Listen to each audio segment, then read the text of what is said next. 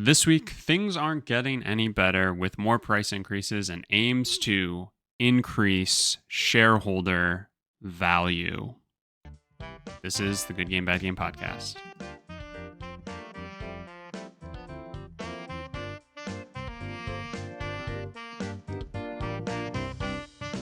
Hello, everybody, and welcome back to the Good Game, Bad Game podcast. I'm your host, Spencer, and with me is a man who's already the very best, like no one ever was. It's my co-host, Mike. Mike, how are you?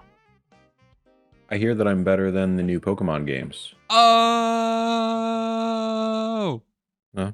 That fake news? I could do a little, GGBG review. I mean, one half Yeah. of GGBG review. Yeah, maybe you should. In a few minutes, but yeah, TBD on that comment. TBD, we'll find out. Yeah, glad to be here. Part of the team. Back home.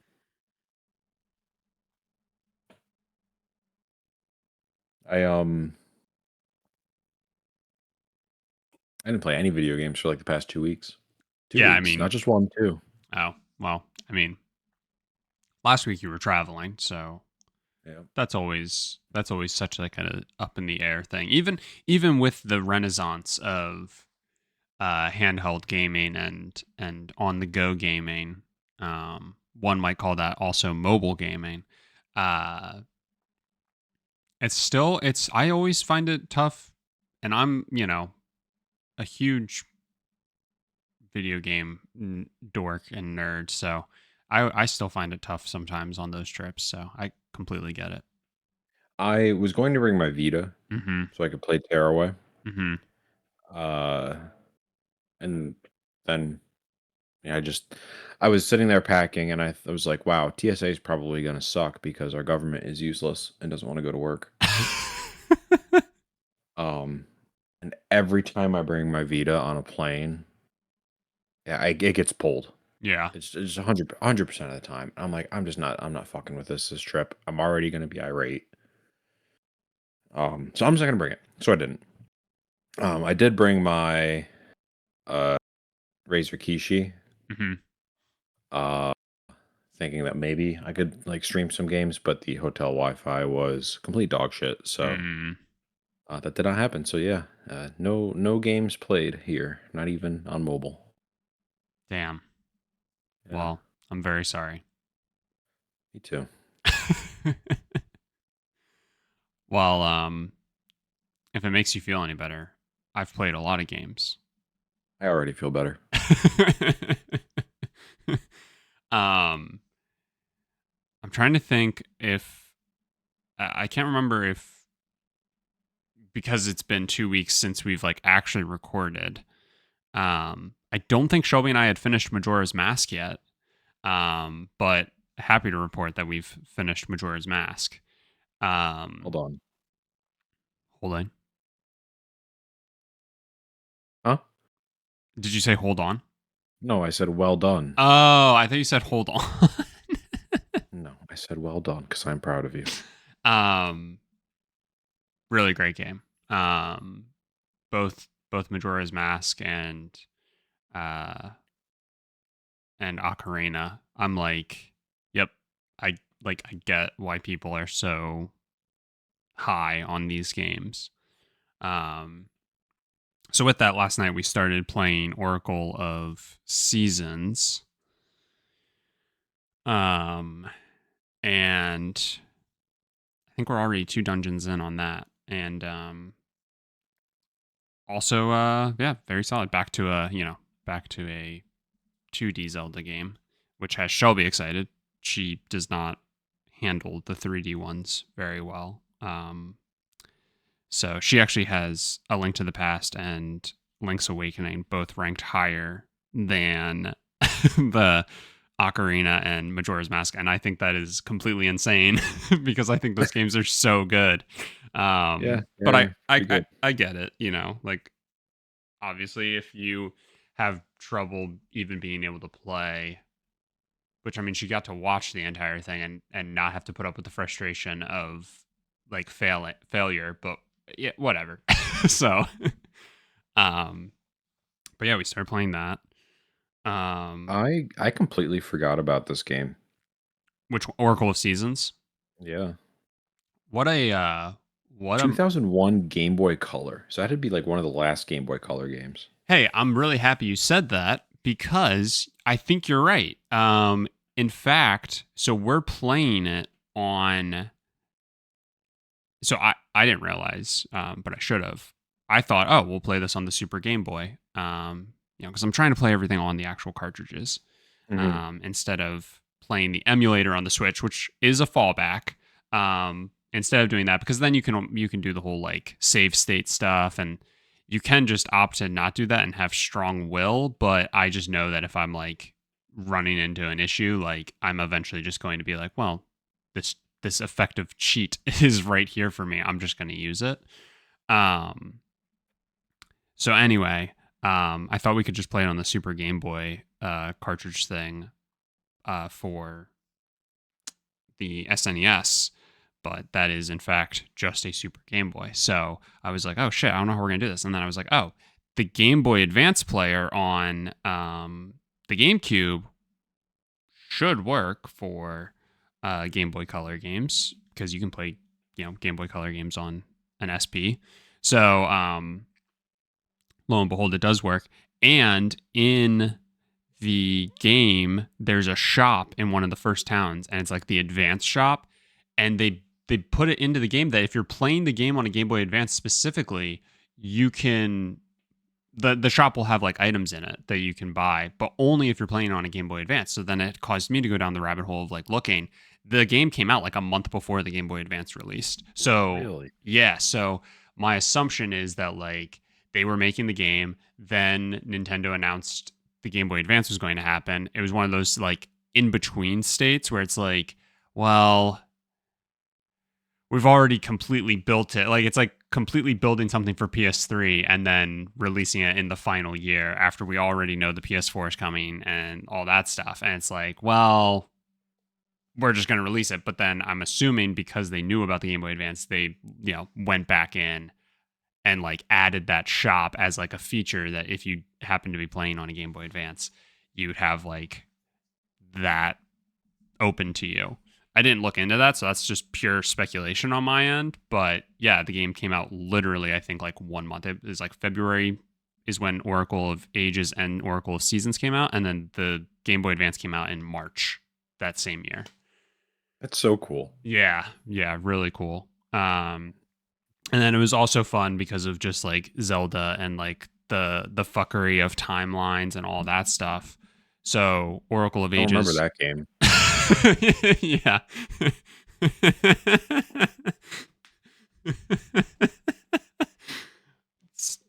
that could very well be a Zelda title.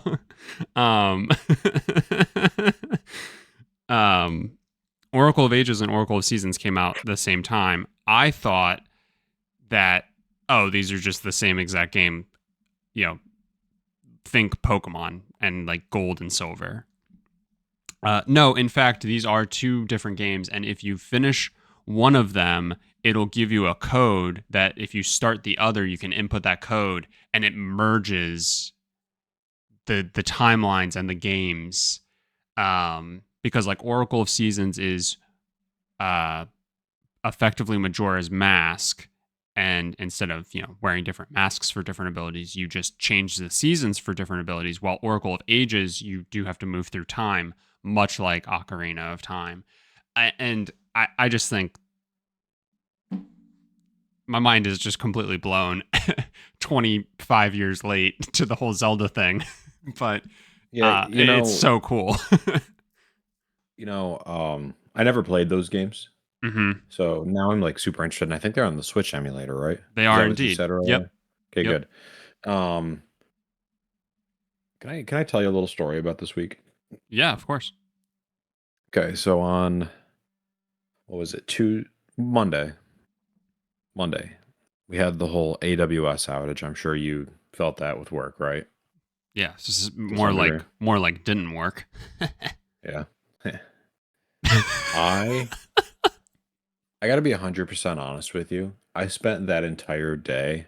I mean, a lot of my stuff worked, so that was unfortunate. But I spent that entire day just thinking, man, we are just like one theoretical step closer to getting Game Boy games again. Mm, Like if the mm-hmm. internet just goes away Mm-hmm. or gets downgraded significantly, we could just go back to having little $100 handhelds with little plastic cartridges Mm-hmm. and be happy about it. Yeah. Think like does it feel right that one thing can have an outage and it causes like half to a majority of the internet to just not work? Does that seem like a good thing for us to have? I think it depends on how you look at it, and I'm trying to view it in a positive lens. Yeah, yeah. You are putting me in a spin zone for sure, and I can get behind it. Hmm. Yeah. um, Yeah. I mean, just think about it. Cheap plastic handhelds, cheap plastic cartridges, listen, there. I don't know. TVs that don't have ads when you turn them on, I don't know just if static, I don't know if big cheap. blue screen in the middle of the night. I don't know if cheap's the right word. I mean, the Game Boy SP is like Oh, that was solid. I'm thinking that's a like, pretty good. yeah, I hear you though. I'm with you. I'm talking Game Boy Advance. Yeah, yeah, I'm with you. Um, that is definitely a positive spin. But yeah, I would. I want to say every Zelda game, um, outside of the DS ones, and 3DS, therefore, should be playable on Switch. Oh, and then I guess I don't think Twilight Princess, I don't think is on the GameCube emulator yet, and then Skyward Sword is the only other one, which I did think got an HD remake for the Switch, if I'm remembering correctly. And then I think you're right. I think that's everything. Like the only ones you'd be missing are Spirit Tracks, um, Phantom Hourglass. Those are the two DS ones, and then the 3DS one is. I'm not gonna be able to remember it. Um, and then that's it. Did you have Minish Cap in there? Minish Cap is on Game Boy Advance, and that is definitely on the Switch emulator as well. Yeah, I've been playing that one on it.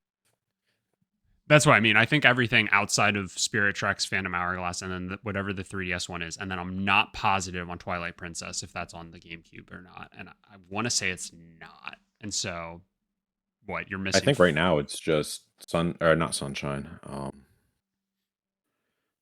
There was a Mario game on there, right? It's F-Zero, Soul Calibur, and then one other game.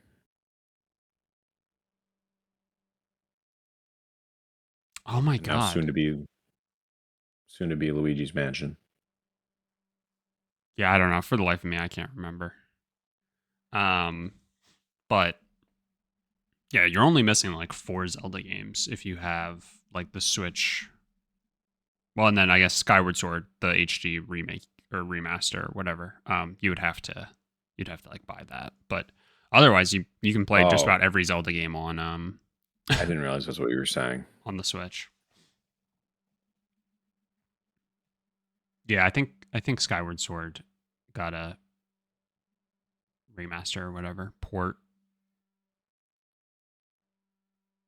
Either way, um, yeah, I'm excited. So we're gonna play. Originally, we were just gonna play Oracle of Seasons or Ages, and then I like dove into like what they actually are and realized that they are two games that together kind of make like one big game. And so it's like, well, shit. I guess we're gonna play both of them. So starting with Seasons, just because I think people were saying that like from the timeline standpoint, that's the order. But um, yeah, and then we'll go from Seasons straight to Ages, and we'll do the whole carry over and link the games together, which is such a cool thing. So I'm really excited for that.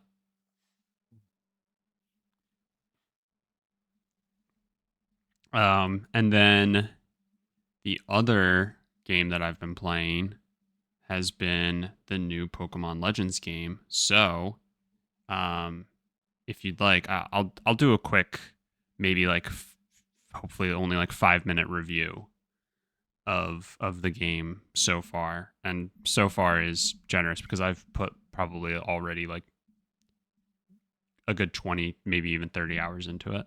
Oh my god. When did it come out? Friday, This Thursday. past Friday? Yeah, this past Thursday. Past. Past Hmm. Thursday. So it's been less than a week at time of recording. Okay. Yes. All right. Sure.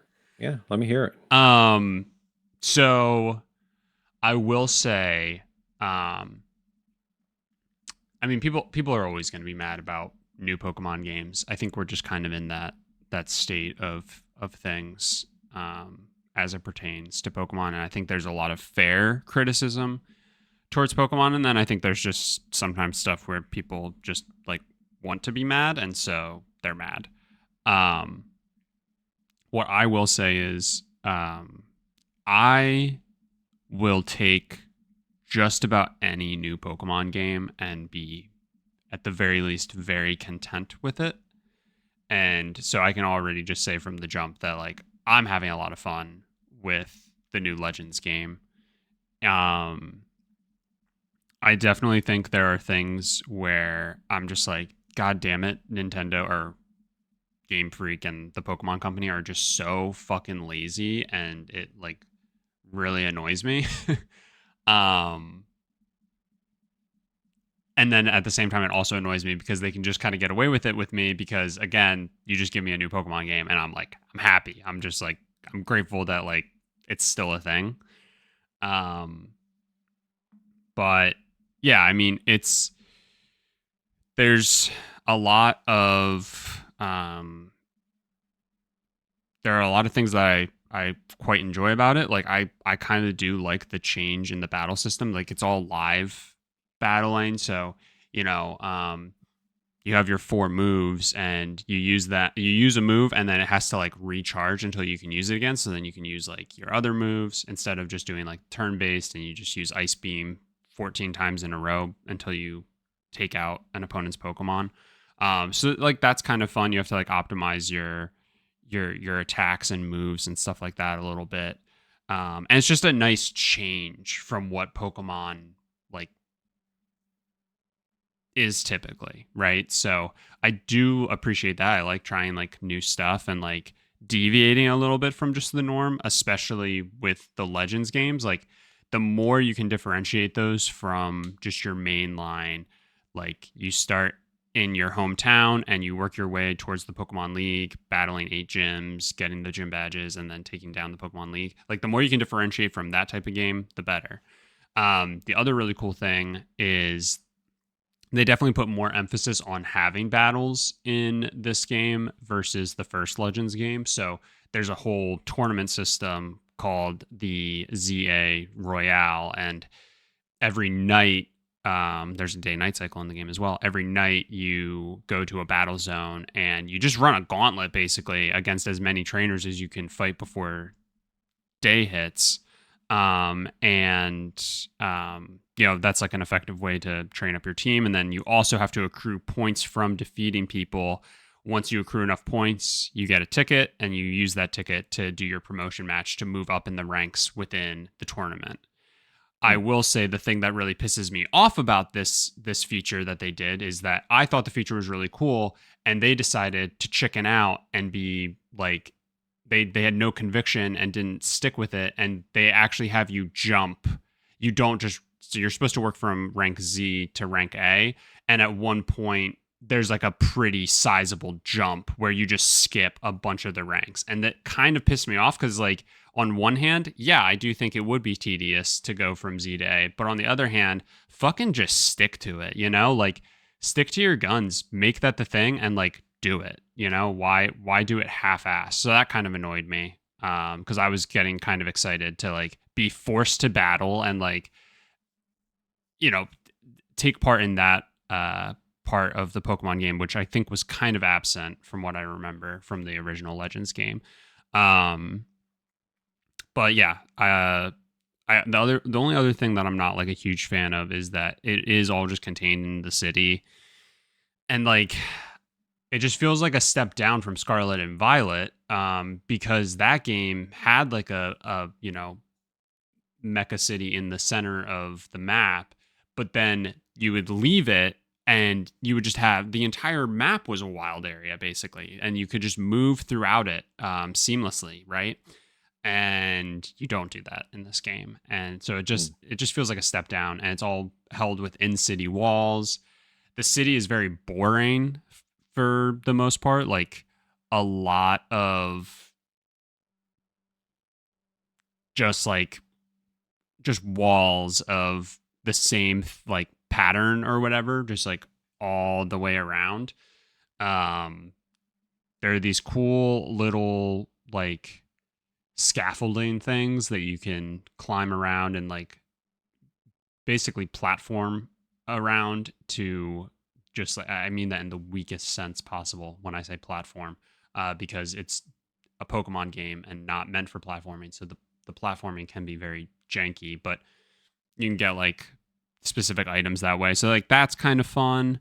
But otherwise there's just like it's just so boring. Like it's like a city that just feels so copy paste in so many ways.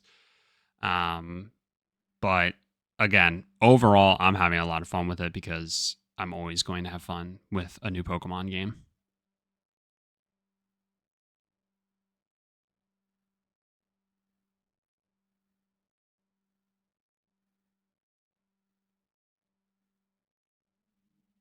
Any questions? Yes, one. I'm assuming this battle system you were talking about is all like NPCs, like you're not battling other people. Correct. Oh, that's nice for me. Yeah. Um and it's kind of fun too because like you'll have to get like 38,000 points to get your next ticket. And defeating one person will give you like 1,500 points or something like that. But then there are also like challenge, like little challenge. I don't want to say ticket again, but these like little things that you can pick up, and you can have three of them at a time that are basically like goals for you to complete within your challenges. So you can like sneak up on people and like attack them without them noticing you, and that'll give you like an advantage. And so like you might pick up a card that says like do that three times. And if you do it three times, it'll give you like a boost of 4,000 points to work Gotcha. towards your ticket. So you can choose to do that and like get your ticket faster, or you can say like, no, I want to just commit to, you know, to just battling, and that way I can like level up my team more and stuff like that. And then at the end of every night, like you also get you get medals for each person you beat, and however many medals you end with at the end of the night, you take that. I think it's times 10. I want to say it's times 10. That's how much money you make. But then there's also multipliers for like however many trainers you defeated within the night. So I think the highest multiplier I saw there was 2.5. I beat 20 people, I think, within one night. And so it was like take your money, multiply that by 2.5. And then like that's how in the game you like can accrue money quickly. And then you can use money to buy mega stones, which are needed to be able to mega evolve certain Pokemon. Gotcha. Um, it does sound like a welcome upgrade to the last game. Um, I'm a little disappointed to hear your uh thoughts on the city. I mean, when they first announced that, like I think I've said it on the podcast that I was pretty excited about it just because I think that the last Arceus games world was just so boring. Yeah. I know that's apparently a hot take. But yeah, I mean, I've seen videos of people playing it, and I mean, you're right. The city does look just kind of dull. Yeah. I mean, I will agree with you that like yeah, Legends Arceus, I will say that the areas were boring, but at least there were like multiple like clear-cut areas, um Yeah, which at least provided like a little bit of like, a little bit of flavor. Like this, you have wild zones within the city, but like some of them are so tight and small that it just doesn't feel like it has the opportunity to like be something. Um, So is the map smaller or is it about the same, just different environment?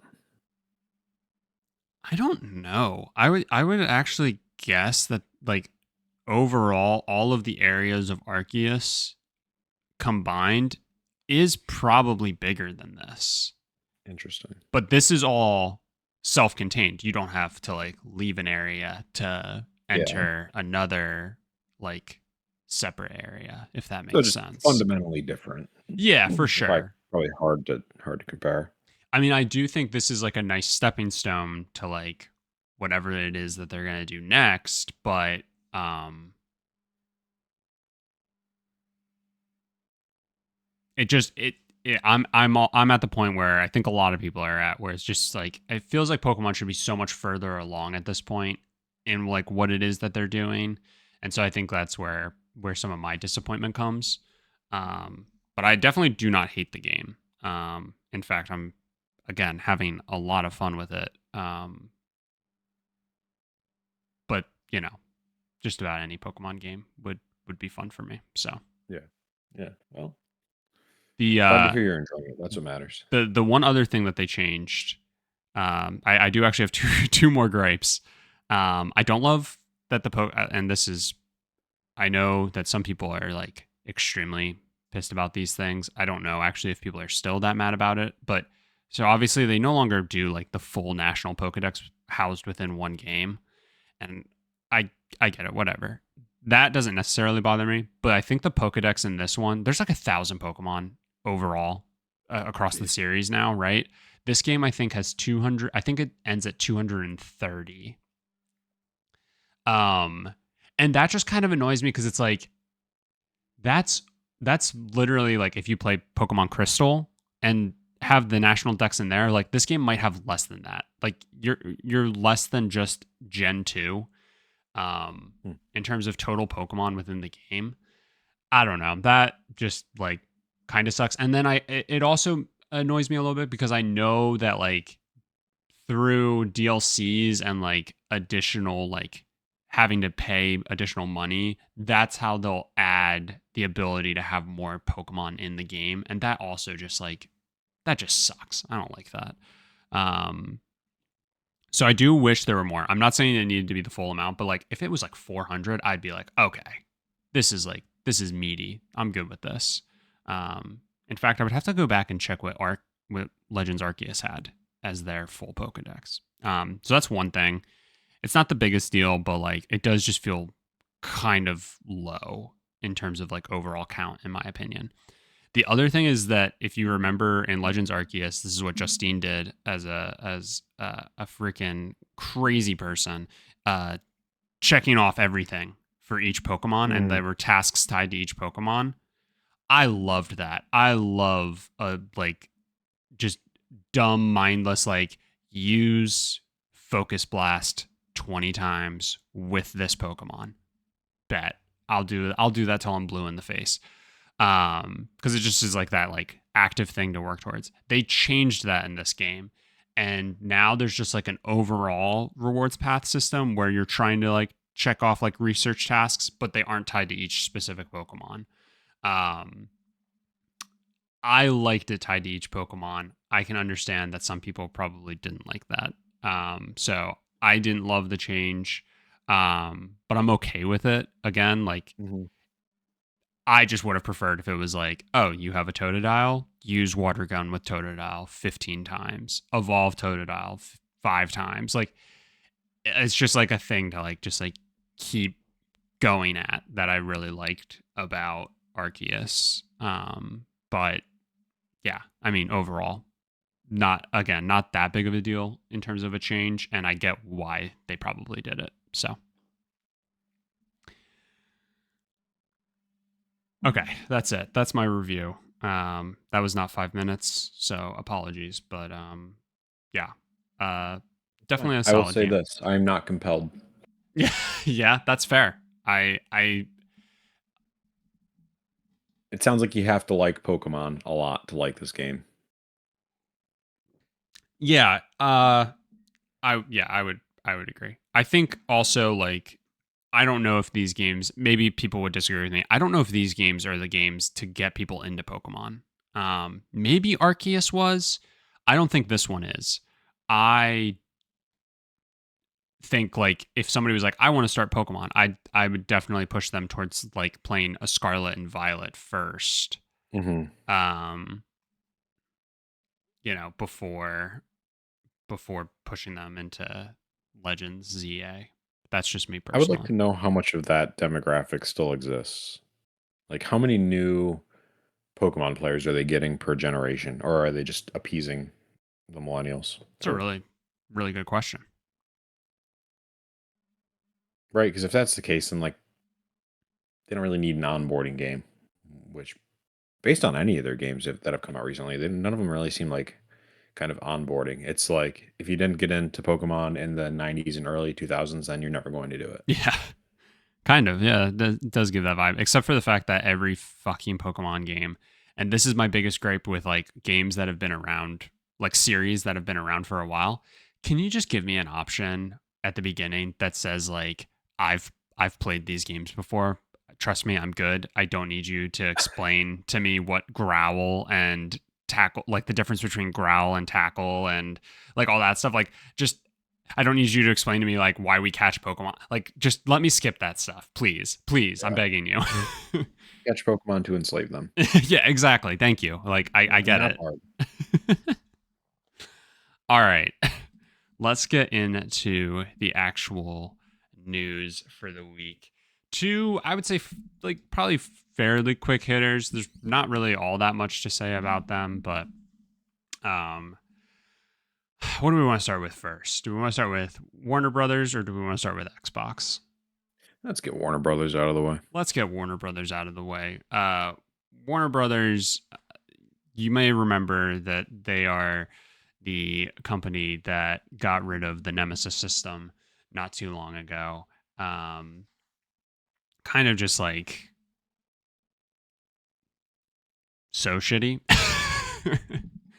And Warner Brothers is or Warner Brothers Discovery to be exact, is initiating a review of potential ways to maximize shareholder value, which is just the slop sort of like phrasing that I love to read in the morning. Nothing brings me more joy. Nothing makes me feel more American than trying to figure out ways to maximize shareholder value.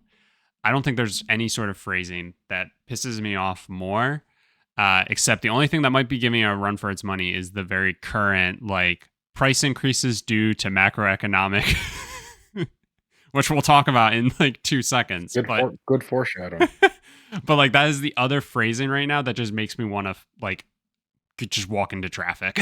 Like Yeah. I hate it so much. It makes me just see red when I read maximize shareholder value due to uh price increases due to macroeconomic challenges. Shit like that. It's just like me as a consumer, nothing makes me feel dread more than reading those things. Hmm. Um but yeah, I'm not sure necessarily what all this means um, for the gaming division of Warner Brothers specifically. This is more of a high overarching, I think, discussion. Like this isn't just talking about maximizing shareholder value through the gaming division. However, obviously, like we know, how people light up at the thought of like free to play games and like our games as a service, and then like stabbing you death by a thousand cuts uh, with microtransactions and things like that. And so reading this immediately, that's where my mind started to go. Also, just like the potential in an ideal world, the potential for them to just maybe sell off the rest of their like gaming division and like let somebody else maybe start putting money into it, but that won't necessarily mean a revival of things. It could just mean that the enshittification of those series and stuff like that just happens so much quicker. So Gross. Yeah, Warner Brothers is in kind of dire straits here. Which it feels like it is like it feels like this is a 5 to 7 year cycle for them. It's like we're in the shit, and then we're gonna buy all of these other companies and all these other like content creators and such, and then we're in the shit again. Nobody's bailing us out. Why isn't this happening? Yeah. Um, yeah, I'm a bit distracted. Um, I don't know what they can do. I know they're gonna raise. All I've heard so far on this is for like the uh, HBO is Warner, right? Hmm. Yeah. All I've heard is that HBO prices are going to go up again. Which watched a show on HBO last night, and I feel like it's every I don't know 3 to 5 minutes there's an ad. What? Yeah, it was brutal, and like it's one ad. It's like, can we please just have like one or two breaks throughout the entire? And this was an hour long show. It's like, can we please just do like one break of 2 minutes worth of ads, or two breaks worth of 2 minutes of ads? I don't give a shit. It's the constant breaking up. Yeah. And and Um, and it's never in like good spots, I feel like. no, and it cuts out. Like I noticed this last night. Like there was a dialogue going on, and it just like dead stopped the dialogue. Yeah. And then when it came back, it was just totally new scene. Bro, you could load me up with 30 minutes of ads right at the beginning before I'm allowed to like watch the episode. I would much rather prefer that than Yeah, and than the have shit. Jeffrey Dahmer like standing in front of you, making sure you watch it. No, David Zaslav is specifically going to come and make sure that I watch all the ads. I can't believe Calls it Zaslav's hierarchy of needs, and it's just ads. there you go. Because you need these ads. Yes. Um I it blew my mind.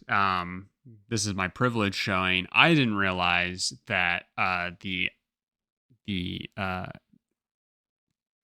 tier with ads is $10 and now is going to Yep. be 10.99. Like it's going from 9.99 to 10.99.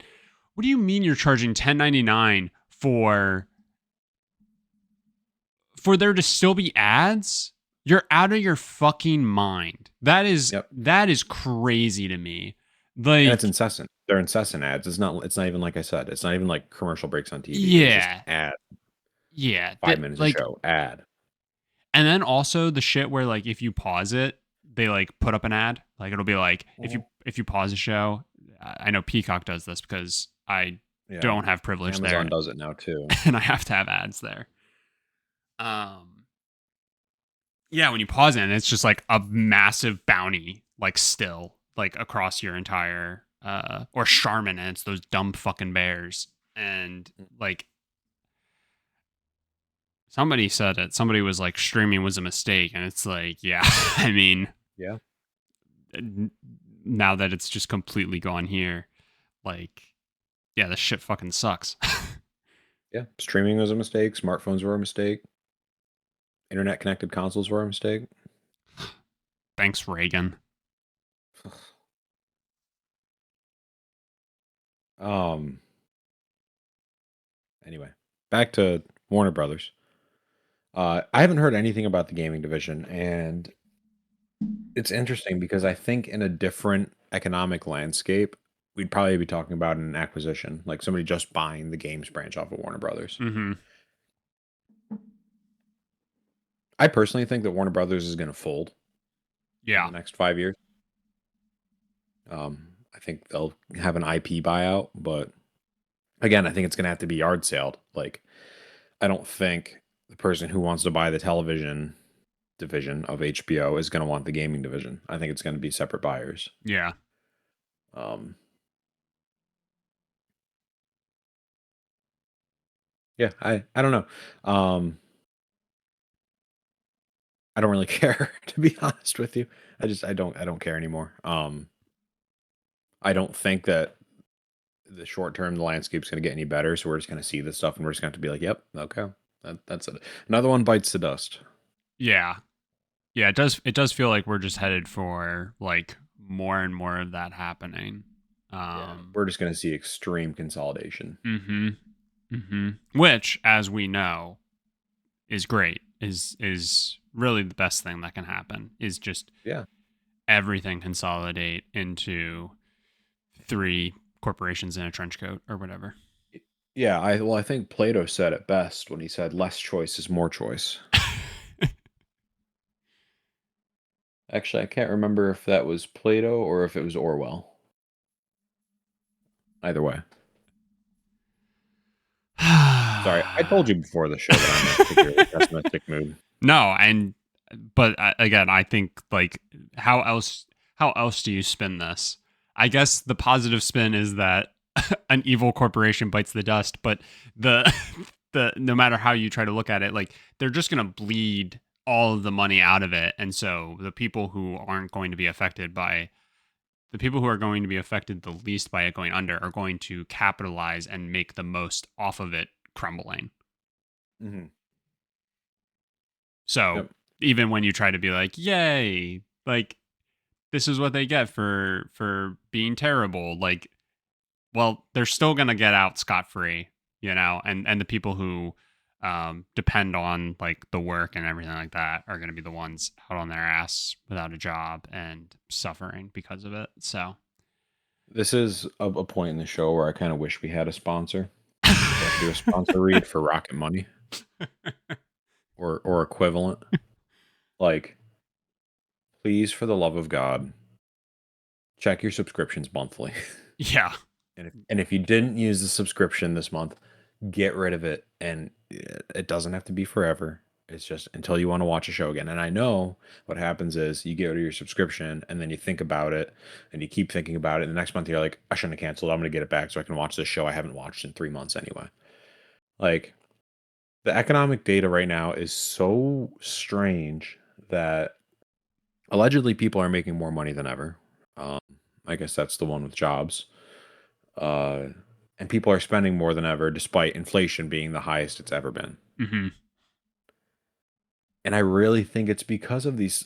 We talked about streaming, and I really think subscriptions make up so much of this just messed up economy. In that people sign up for Netflix 15 years ago at 4.99 a month, and then it's just like they did what we said Xbox should have done a couple of months ago and just slowly boil people. Yeah. Yeah, because if you don't think about it, if it's a dollar increase and you're like, that's fine. But it's 15 years of constantly a dollar increase. Like if they would have done it in one fell swoop, you would have thought about it. And then you might have canceled. But because they did it slowly, like you said, slowly boiling people. Great way of putting it. Yeah, you don't think or care about it and you just keep paying it. I Yep. think I think the Rocket Money or whatever the thing that like basically helps you check your subscriptions. I can't believe that a service like that exists. Like, are people just not in tune with how they're spending their money? It makes me so mad when I'm listening to a podcast or something like that and I hear these ads, which by the way, Rocket Money, if you want to sponsor us, like, Yeah, sure. Yep. but like, I'm always just like, man, I don't get me wrong, I mooch off of so many people, so I don't have to think about all the subscription services that I could potentially have. But I'm so aware of like where I'm spending money and how I'm spending Mhm. money and stuff like that. Like it, like probably to an unhealthy degree the other way. But yeah, Well, it, and it banks blows make my it so mind. easy. Like you don't even necessarily need something like Rocket Money, depending on the bank that you have, because a lot of banks just provide that as a service. If you're like with a big bank, um, you can go in like month to month, and it'll give you a breakdown of how you spent your money. Now, back in the day, we used to call those statements, but clearly nobody That's reads those. that's what I that is exactly how I pay attention to my money. Is I get my monthly statements Yeah. and I look at what my balance was to start the month. I look at where it's at to end the month, and then if any of that seems like, especially if it's like an egregious drop or something like that, which ideally it's an increase. But if it's a drop, I dive into it like, okay, where was I spending money? Like, oh, there's Mhm. rent. Okay, yep, that makes sense. Where there's the internet and like my typical bills and stuff like that come out, and then it's like, oh, I spent $500 at a retro game store. that that explains it. Yeah. Yeah, and and it's so funny. I almost never like with my subscriptions. I almost never see them in my statements. Like I know they're there, but they're just so easy to skip over.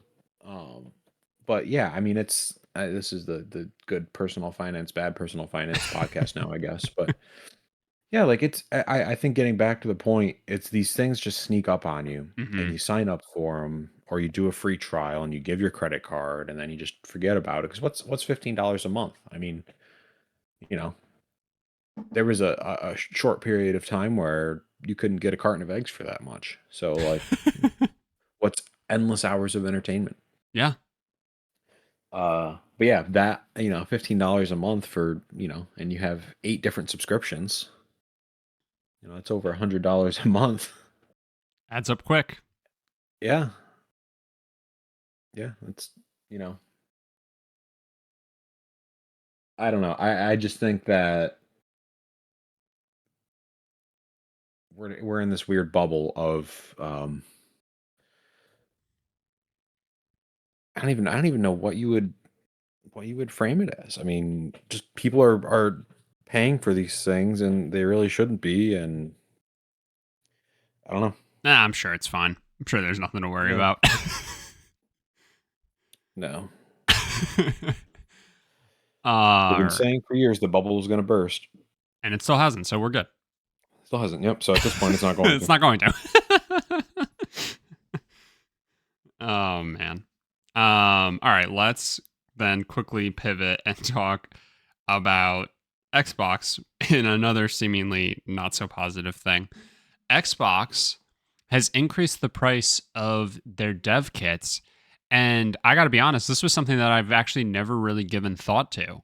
I never really thought about how um this just shows how naive and dumb I guess I am to like go through life. I just kind of thought Xbox sent out dev kits like Mm, oh, you're a big developer, like here you go. If you're an indie developer or something like that, and like you want it, like you have to fill out like maybe it's a bit more of a rigorous thing, but and then you get approved, and then they send you one.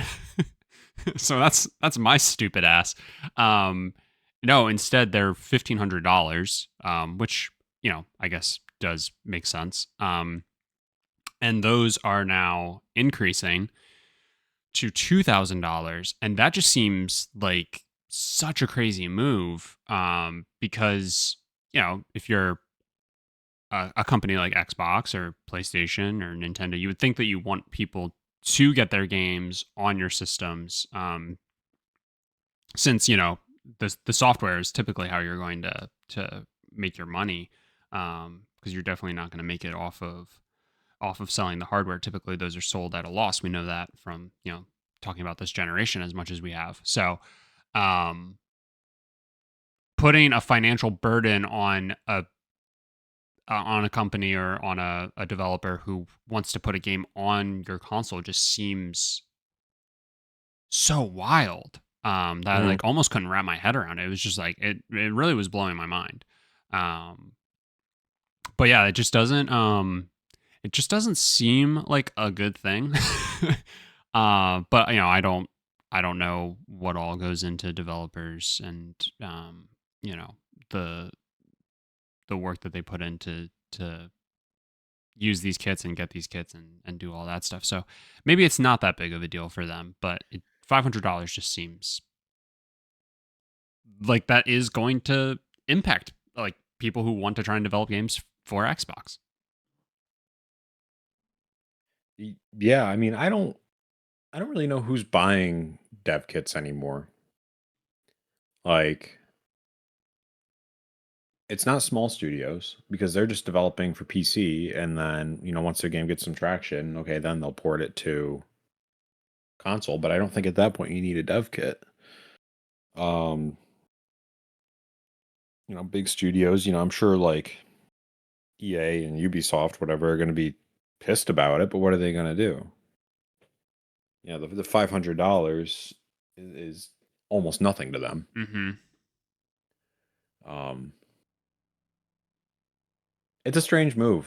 I don't know the last time the price of dev kits went up. I know they've always been expensive, but I frankly don't understand the point of them anymore because it's not like PlayStation 5s or PlayStations and Xboxes have these custom sell chips anymore that literally all they can do is play games. They're using PC equivalent hardware with similar code bases and just like I don't understand why can't they just build like a Mac Daddy computer they can upgrade every couple of years with similar specs and develop there? Mm-hmm. My complete ignorance. It's not the point of dev kits was that consoles were such a closed ecosystem that you kind Mm-hmm. of needed them, but I just can't imagine that's the case anymore. Right. So I would think that if anything, you know, you'd want dev kits to probably ideally be, not much more than the console itself to try and make sure that you're uh keeping your ecosystem open for new people who like want to go that route and like develop, because like you said, like there are other ways to go ahead and develop. It's like how we pay for online through our consoles when like if we were just PC gamers, like yeah, we'd have to have like the whole rig and everything like that, but then like we wouldn't have that additional cost. It would just be the Mhm. cost of the internet we already have to fucking pay for. Um, it's kind of like that. Like if you already have a PC, like, well, there you go. There's your dev kit right there. Right. Um, yeah, it just seems so wild. But again, it's like one of those things where it's like, I understand, I guess, that they can't just hand them out like candy because obviously you don't like just want anybody who I guess doesn't have the explicit intentions of, building a game for it to have the kit. I don't Yeah. know. It's uh, again raised both eyebrows at this one. Oh, and a lot of it too, at the time was you didn't want people to know like exactly what the hardware was going to be like on the new consoles. But I feel like 9 times out of 10 that never like it was never a one-to-one translation. Things changed. And I think the dev kits were always a little more meaty than the consoles were as they came out. Right. So like I understand, you know, in a past life you wouldn't want to put the specs out there and be like, yeah, these are the specs you're building for, you can build it on any PC that is equivalent. Hmm. But like,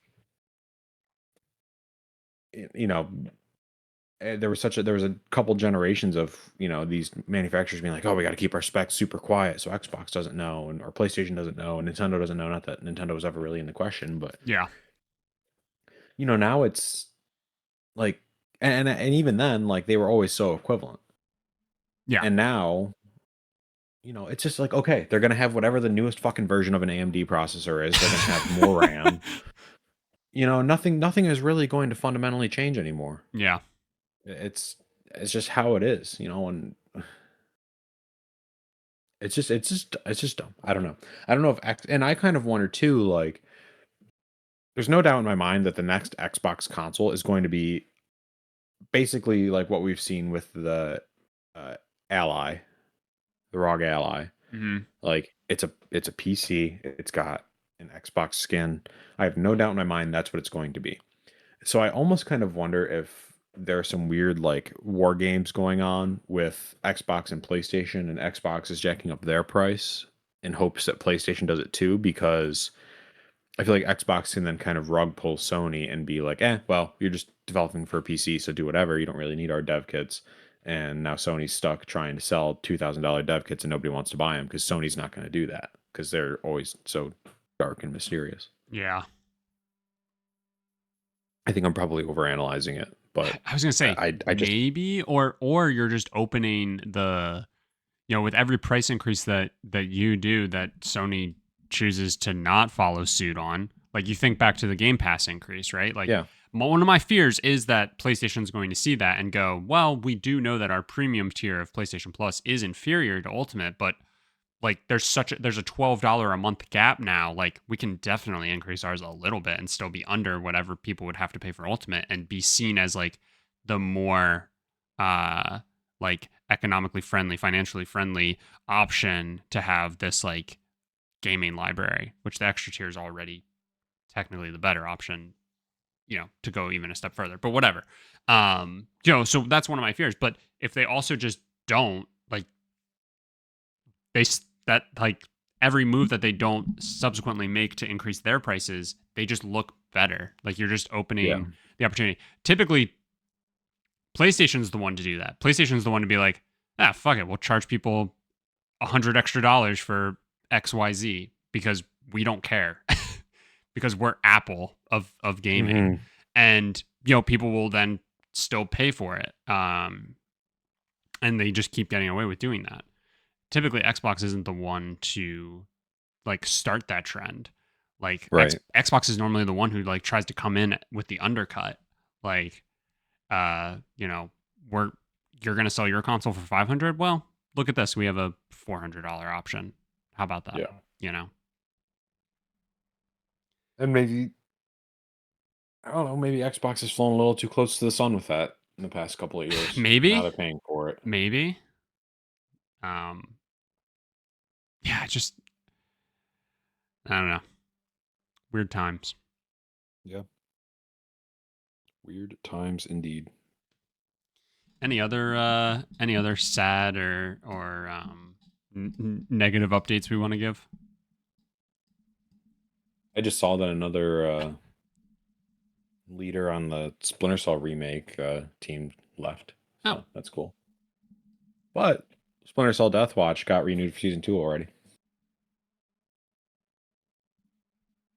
Splinter Cell Death Watch. It's the Netflix anime that just came out last week, Oh, which I did start watching it. but there's so many ads. Yeah. Yeah. No, I just think it's kind of cringy. Kind of makes me want to put my head through a wall. It's gotten, I mean, everyone else loves it, so this is clearly just a me thing. But It can I sometimes think be it's hard when you really like the Halo show. Like anybody who's a remote fan of Halo fucking hates that show. But I think the general public was like good with it. Maybe. yeah, Maybe I'm misremembering that. But like I feel like it can always be tough when you're like a huge fan of something to then like see it in a different try to like bridge the gap to a more normie uh medium. yeah, Well, that's good news. It's good news that it got a second season, right? Like we're keeping Splinter Cell sure, alive, even yeah, if I the guess. even if it's coupled with bad news of a Splinter Cell remake not being kept alive. Suppose. uh Please, sir, may I have another? we we try to have fun here. We try. All right. Well, that'll do it for this week then. Let us know your thoughts on Warner Brothers and everything that they're doing. What do you think is going to happen with their gaming division, if anything at all? Um, Let us know if you have any hot takes on the Xbox Dev Kit price increase. Let us know over on our YouTube channel. If you could leave us a rating or a review wherever you listen to the podcast, that would be greatly appreciated. And if you could share the podcast with a friend, that would help us out, and we'd appreciate that as well. Other than that, we will talk to you next week.